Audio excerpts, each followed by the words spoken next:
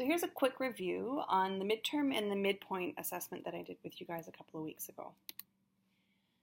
So the week before the midterm, I asked you to write on a cue card one thing that you liked and one thing that you would change about the course. So things that people liked include the e-modules, especially the virtual patients, so those were a big hit with people, how interactive the lectures were, and also the labs were really popular.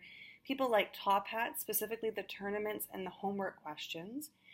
People commented, which was surprising to me, that the content is surprisingly interesting and that they didn't know what to expect from the class when they were coming into it, or this wasn't something they thought they were interested in, and they've been pleasantly surprised to find that this is actually an interesting course.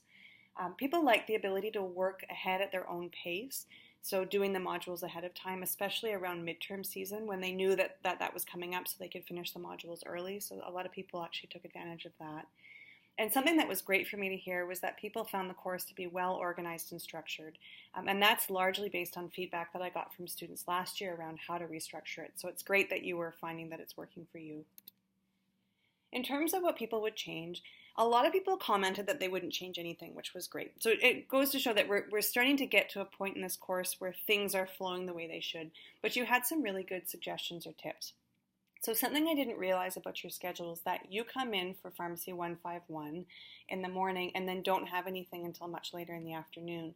So coming in for an hour lab once a week for 4 weeks was more irritating than anything. So a lot of people suggested that maybe what we can do in the future is have students come in for a 2-hour lab and then they have a week off, which is a fabulous idea, and we'll look at doing that next year. Some people commented that the modules are too long, especially Module 12. We have given this feedback to AFPC. Something that you'll notice actually is that a lot of the modules were quite short. So in the past, all the modules were really long and they've shortened a lot of them. So the good news is that when we give this feedback to AFPC, they really do listen and they really do shorten things. So we'll be sending that on to them. A number of people commented on wanting more practice with Kroll and Ubic. So we have lots of people who are really good users of Kroll, but very few people had experience with Ubic. So we do have practice session sign-up sheets on the lab, and Robin and Lokesh will be available for a few weeks, and you can book some time to go in and play around with the systems. And some people, not many, but some people commented that during the lab weeks, they would have still liked to have some time in the classroom to go over the modules and to catch up.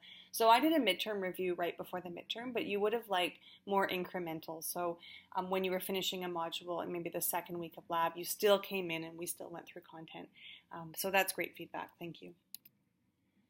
In terms of the midterm, you did really well. So there were 40 questions. The average was 83, which is fantastic. The lowest mark was 68 and the highest mark was 98. Now, I gave a very similar exam last year and the marks were lower. The average was in the mid-70s. I think it was about 76 or 77. So I think that this is a reflection of, again, how we've restructured the course so it's a little bit better for learning, and also the fact that AFPC has clarified and shortened the modules quite a bit.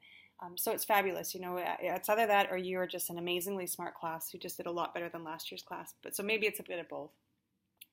The other thing worth noting is that I did go through and read everybody's justifications, and it really helped me understand what you were thinking when you answered the questions. And I did give 31 students 1 extra mark. In terms of the course objectives, the first course objective is to demonstrate an understanding of how digital health technologies can support effective communication between healthcare professionals, care providers, and patients. So most of these questions were really well done. These questions were as well, but there's a few things I wanted to clarify. So the first is that a drug information system, or a DIS, is a list of medications, either prescribed or dispensed, in the electronic health record. This is a regional record.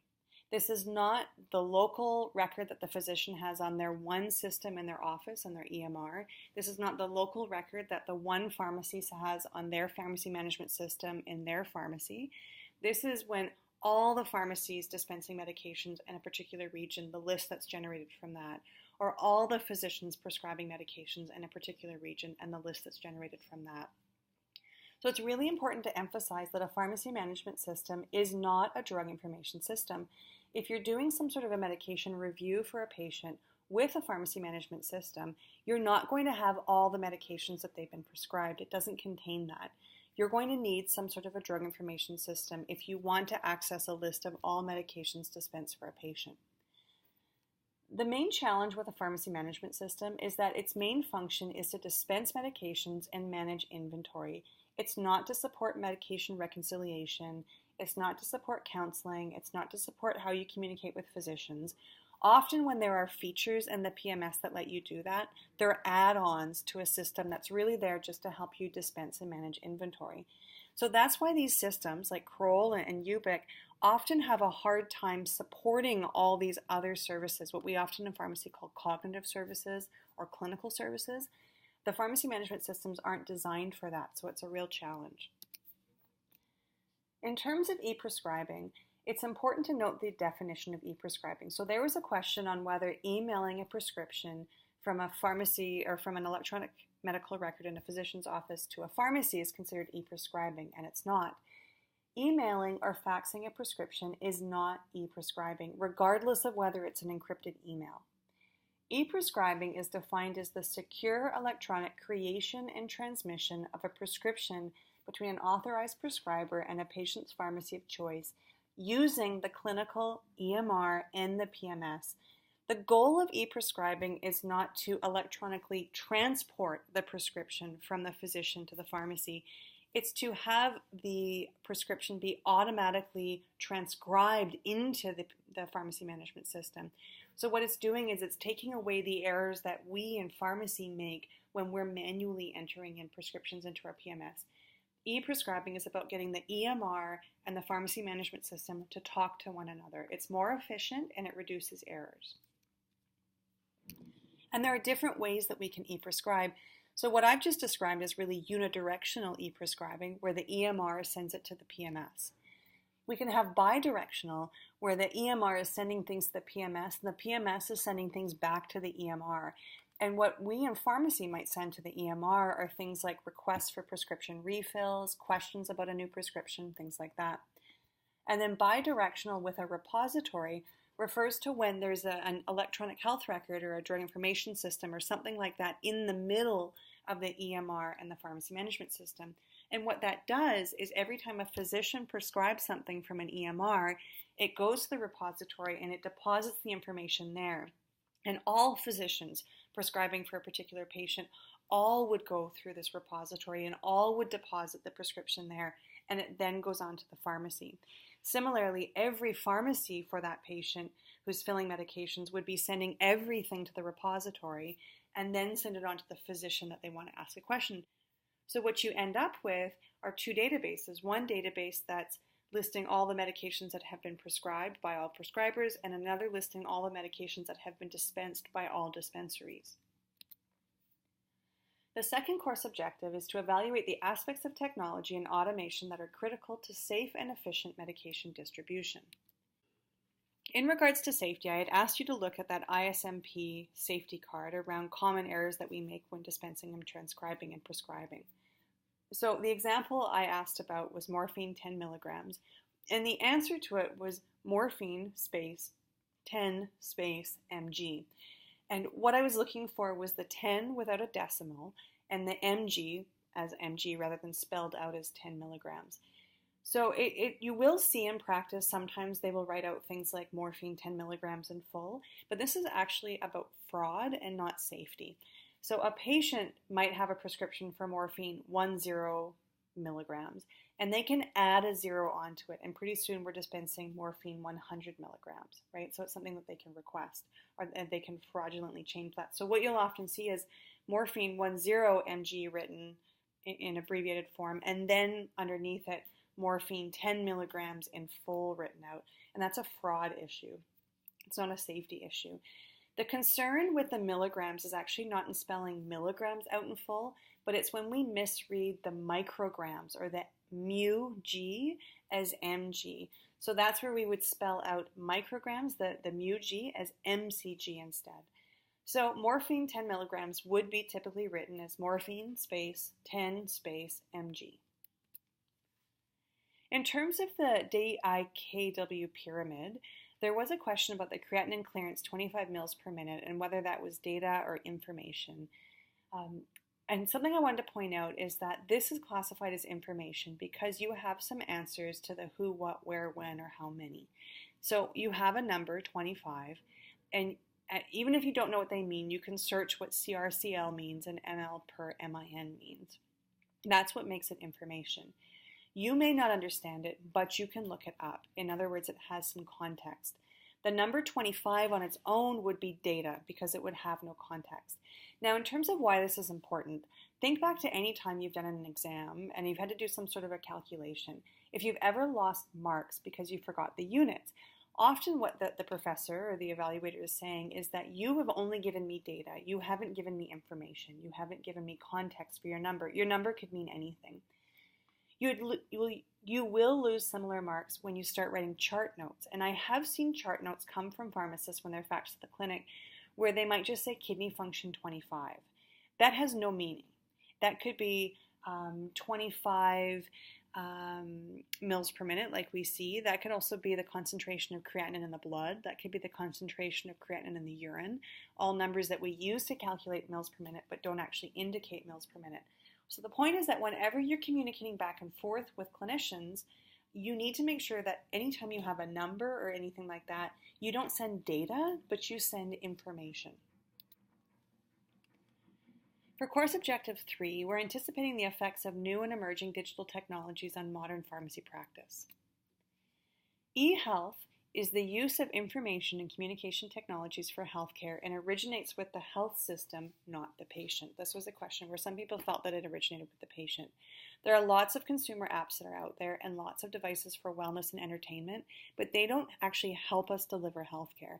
They're things that patients can purchase that they might use to gain some insight into their health, but they don't actually have a role in the delivery of healthcare. E-health is when we use technologies to provide care to the patient within the healthcare system. It's something that healthcare providers do in using ICT.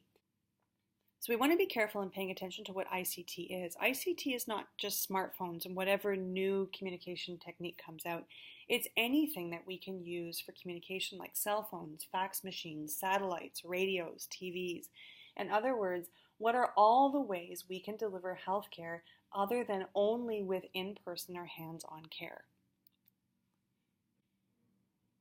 The last two objectives are developing a strategy for being a good digital citizen and understanding what privacy and security means in the context of healthcare.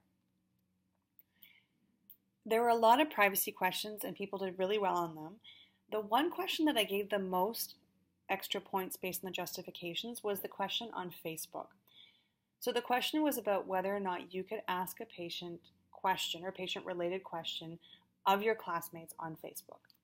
And the answer is that, yeah, you can use Facebook or other information and communication technologies so long as the patient cannot identify themselves in that question. Now, people who answered that no, absolutely not, I would never use Facebook because I don't think I could write a question where the patient would be sufficiently de-identified, or I think in whatever question I ask the patient, there's always a chance they could identify themselves. If you said something like that, I gave you an extra point. But I wanted to give you some examples of times where you might want to use something like Facebook or your cell phone to call a friend, because that's an information and communication technology, a fax machine, a website, an encrypted email, anything. There are lots of times when you need to ask questions because in pharmacy we're isolated from other people. We tend to work on our own. We have very little overlap with other pharmacists. And even if we're calling another pharmacy, we're calling another pharmacy who is not in the circle of care. So oftentimes we might find ourselves needing to ask somebody else a question who is not in the patient circle of care. And we need to know how to do that, whether it's Facebook or the phone or something else. So here are some examples of questions I've seen asked that I thought were really well done. And this first one's from Facebook. Someone said, I have a Syrian refugee with an insurance sheet and I don't know how to process it. Any advice? So there's no identifying patient information here, other than the fact that this was specific to when the Syrians started arriving, the 25,000 Syrians that came to Canada. They were given specific insurance sheets from the federal government, and until they showed up at a pharmacy, usually a pharmacy didn't know how to process it. So this allowed other people to weigh in on Facebook and say, oh, I just had a patient, I called this number, and this is what they told me to do. Another question I saw on an email listserv, and not an encrypted email, just an email listserv, someone asked, I have a patient taking an ACE and an ARB for hypertension. Can they be given together? So to ask this question, you don't ever have to give any particular patient information. But another question they might say is, I have a patient who's Black or African American, and I know you don't know this yet, but ACEs and ARBs don't actually work as well in patients of African descent. And so the pharmacist in this case might want to include the patient's race as a question here. And so they might say, I have a patient who is Black and taking an ACE and an ARB together. Should they be given together? So that might be an example of a piece of information you add in because it's relevant. And another one is, I have a patient who has a petechial rash with Lyrica. Has anyone seen this before? So in none of these questions am I including any identifying information about the patient or anything where the patient could track themselves back. And arguably, if you have a patient with a petechial rash, and if that's very specific, you might say to the patient, you know what, I'm going to ask some colleagues on Facebook, is that okay? And if the patient agrees to it, that's fine. So here are your take-homes from the midpoint and the midterm. This is your first class with the pharmacy management systems, and I'm merely introducing them. You will have lots of time to practice over the next 3 or more years, both in your co-ops and in the labs with Robin and Cynthia Richard and Sherry Lynn Houle. You should know the limits of the systems, though, and be prepared to adopt new systems when they become available, like EHRs, drug information systems, and e-prescribing. Don't be afraid of them. Embrace them, because they actually have functions to make your life a little bit easier, hopefully. Don't let privacy prevent you from collaborating or reaching out for help. What you need to do is be smart about it. Be very careful. You should understand the meanings of terms like encryption and eHealth and ICT. So if you're sending a question to a physician over an encrypted email, you know how to look to see if that email is encrypted. Or if someone says to you, is your email encrypted? You know what that means.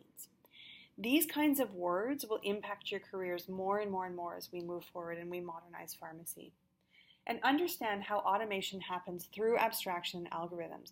Because if something doesn't make sense when it's been automated, don't assume it's you that doesn't understand it. It may be that the algorithm is wrong, and by speaking up, you can help them refine the abstraction or the algorithm and improve the automation.